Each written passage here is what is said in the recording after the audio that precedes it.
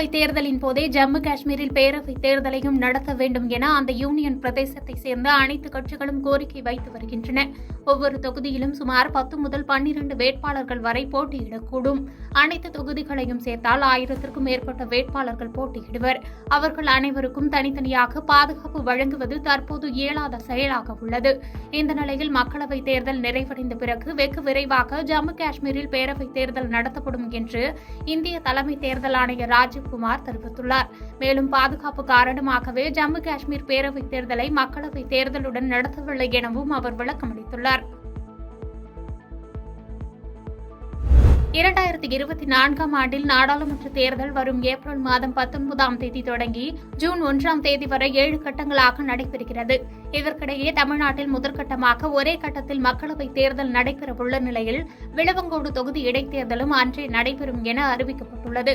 இந்நிலையில் தமிழகத்தில் வாக்குப்பதிவு ஏப்ரல் 19ஆம் தேதி நடைபெறும் என்றும் தமிழகத்தில் விளவங்கோடு தொகுதிக்கு மட்டுமே இடைத்தேர்தல் நடைபெறுவதாகவும் தமிழக தலைமை தேர்தல் அதிகாரி சத்யபிரதா சாகு தெரிவித்துள்ளார். குறிப்பாக இப்தார் நிகழ்ச்சியில் அரசியல் தலைவர்கள் பங்கேற்கலாம், ஆனால் வாக்கு சேகரிக்கக்கூடாது.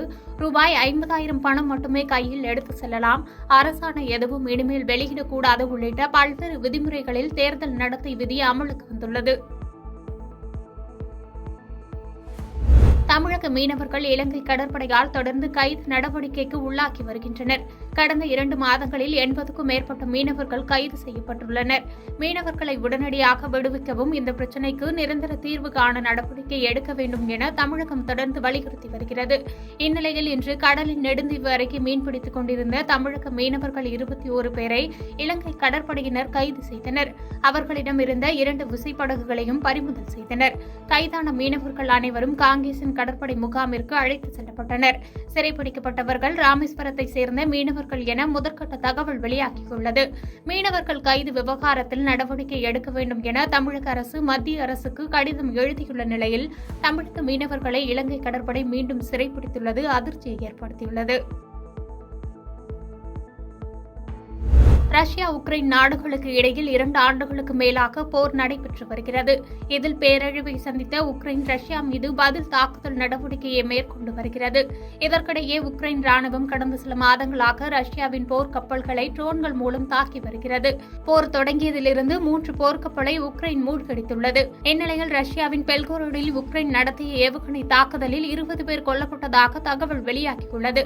மேலும் தாக்குதல் தொடர்ந்து நடப்பதால் வணிக வளாகங்கள் மற்றும் பள்ளி கல்லூரிகளுக்கு நாளை முதல் 2 நாள் விடுமுறை அளிக்கப்பட்டுள்ளது. ஹரியானா மாநிலம் ரேவாரி மாவட்டத்தில் உள்ள பெரிய தொழில் மையமான தருகேராவில் உள்ள லைஃப் லாங் நிறுவனத்தில் கொதிகலன் வெடித்து விபத்து ஏற்பட்டது. இதில் 40க்கும் மேற்பட்ட தொழிலாளர்கள் படுகாயமடைந்தனர். இதுகுறித்து தகவல் அறிந்து சம்பவ இடத்திற்கு விரைந்து வந்த மீட்புப் படையினர் படுகாயமடைந்தவர்களை மீட்டு மருத்துவமனையில் அனுமதித்தனர். இதில் சிலருக்கு காயம் தீவிரமாக உள்ள நிலையில் உயிரிழப்பு ஏற்படும் என்று அஞ்சப்படுகிறது.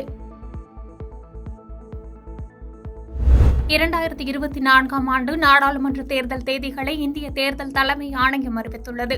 இந்த நிலையில் நாட்டின் மிகப்பெரிய ஜனநாயக திருவிழா துவங்கியுள்ளதாக பிரதமர் மோடி தெரிவித்துள்ளார். மேலும் பாஜக தலைமையிலான தேசிய ஜனநாயக கூட்டணி தேர்தலை சந்திக்க தயாராக உள்ளது. 2024ஆம் ஆண்டு ஜனநாயக திருவிழாவில் 400 தொகுதிகளுக்கு மேல் பாஜக கூட்டணி வெல்லும். தொடர்ந்து 3வது முறையாக 140 கோடி குடும்ப உறுப்பினர்கள் மற்றும் 96 கோடி வாக்காளர்களின் முழு அன்பையும் ஆசைகளையும் பெறுவோம் என்று நம்பிக்கை தெரிவித்துள்ளார். காங்கிரஸ் முன்னாள் தலைவர் ராகுல் காந்தி பாரத ஒற்றுமை நீதி யாத்திரை என்ற பெயரில் 2வது கட்ட யாத்திரையை கடந்த ஜனவரி 14ஆம் தேதி மணிப்பூரில் இருந்து மும்பையை நோக்கி தொடங்கினார். அவரது 2வது பாரத ஒற்றுமை நீதி யாத்திரை பல்வேறு மாநிலங்கள் வழியாக 63 நாட்கள் பயணித்து நிறைவு நாளான நேற்று தானே நகர் வழியாக யாத்திரை மும்பை வந்தடைந்தது. இந்த நிலையில் இன்று ராகுல் காந்தி மும்பையில் நியாய சங்கல்ப் பாத யாத்ரா என்ற பெயரில் மணிபவன் முதல் ஆகஸ்ட் கிராந்தி மைதானம் வரை நடைபயணம் செய்ய உள்ளார். பின்னர் மாலை 5 மணி அளவில் மும்பை சிவாஜி பார்க் மைதானத்தில் ராகுல் காந்தியின் யாத்திரை நிறைவு விழா பொதுக்கூட்டம் நடைபெறவுள்ளது. இதில் தமிழக முதலமைச்சர் மு.க.ஸ்டாலின், சமாஜ்வாடி கட்சித் தலைவர் அகிலேஷ் யாதவ், ராஷ்டிரிய ஜனதா தளம் தலைவர் தேஜஸ்வி யாதவ் உள்ளிட்ட இந்தியா கூட்டணி கட்சித் தலைவர்கள் கலந்து கொள்ளவுள்ளனர். நாடாளுமன்ற தேர்தல் வரும் ஏப்ரல் மாதம் 19ஆம் தேதி தொடங்கி ஜூன் 1ஆம் தேதி வரை 7 கட்டங்களாக நடைபெறுகிறது. தமிழ்நாட்டில் முதற்கட்டமாக ஒரே கட்டத்தில் ஏப்ரல் மாதம் 19ஆம் தேதி தேர்தல் நடைபெறவுள்ளது. மேலும் இதன் வாக்கு எண்ணிக்கை ஜூன் 4ஆம் தேதி நடைபெறும் என அறிவிக்கப்பட்டுள்ளது. இந்த நிலையில் நாடாளுமன்ற தேர்தல் 7 கட்டங்களாக அறிவிக்கப்பட்டுள்ளது குறித்து மக்கள் நீதி மய்யம் கட்சியின் தலைவர் கமல்ஹாசன் கேள்வி எழுப்பியுள்ளார். இது தொடர்பாக அவர் வெளியிட்டுள்ள எக்ஸ் தள பதிவில், ஒரே நாடு ஒரே தேர்தலை முயற்சிப்பதற்கு முன்னால் குறைந்தபட்சம் ஒரே கட்டமாக ஒரே தேர்தல் என்பதை நாம் முயற்சிக்கலாமே என்று கேள்வி எழுப்பியுள்ளார். சென்னை கடற்கரை தாம்பரம் ரயில் நிலையங்களுக்கு இடையே இன்று பராமரிப்பு பணிகள் நடைபெறுவதை ஒட்டி 44 மின்சார ரயில்கள் ரத்து செய்யப்பட்டுள்ளன. இதற்கு ஈடாக பயணிகளின் நலன் கருதி இன்று மெட்ரோ ரயில் சேவை கூடுதலாக இயக்கப்படும் என்று சென்னை மெட்ரோ ரயில் நிர்வாகம் தெரிவித்துள்ளது. இது தொடர்பாக வெளியிட்டுள்ள பதிவில், சென்னை மெட்ரோ ரயில் நீலம் மற்றும் பச்சை வழித்தடம் இரண்டிலும் வழக்கமாக மதியம் 12 மணி முதல் இரவு 8 மணி வரை இயக்கப்படும் ரயில் சேவைக்கு பதிலாக காலை 10 மணி முதல் இரவு 8 மணி வரை 7 நிமிட இடைவெளியில் ரயில்கள் இயக்கப்படும். வழக்கமான ஞாயிறு கால அட்டவணையின்படி ரயில்கள் இயக்கப்படும் எனவும் மேற்கண்ட அட்டவணை மாற்றம் இன்று மட்டுமே பொருந்தும் என்றும் தெரிவிக்கப்பட்டுள்ளது. தெற்கு நைஜீரியாவில் இரு சமூகத்தினருக்கு இடையே மோதல் ஏற்பட்டது. இந்த மோதலை கட்டுப்படுத்த ராணுவ வீரர்கள் அங்கு அனுப்பப்பட்டனர். இதனைத் தொடர்ந்து மோதலின் போது தாக்குதலை கட்டுப்படுத்த முயன்ற 4 அதிகாரிகள் உட்பட 16 வீரர்கள் கொல்லப்பட்டுள்ளதாக தகவல் வெளியாகியுள்ளது. இந்த தாக்குதலில் ஒரு கட்டளை அதிகாரி, 2 மேஜர்கள், ஒரு கேப்டன் மற்றும் 12 ராணுவ வீரர்கள் உயிரிழந்துள்ளதாக கூறப்படுகிறது. மேலும் தாக்குதல் தொடர்பாக சிலர் கைது செய்யப்பட்டுள்ளனர். ஒகவாமா மற்றும் ஒகலோபா சமூகத்தினருக்கு இடையே நிலவும் நிலப்பிரச்சினை தொடர்பாக மோதல் நிலவியதாக முதற்கட்ட தகவல் வெளியாகியுள்ளது.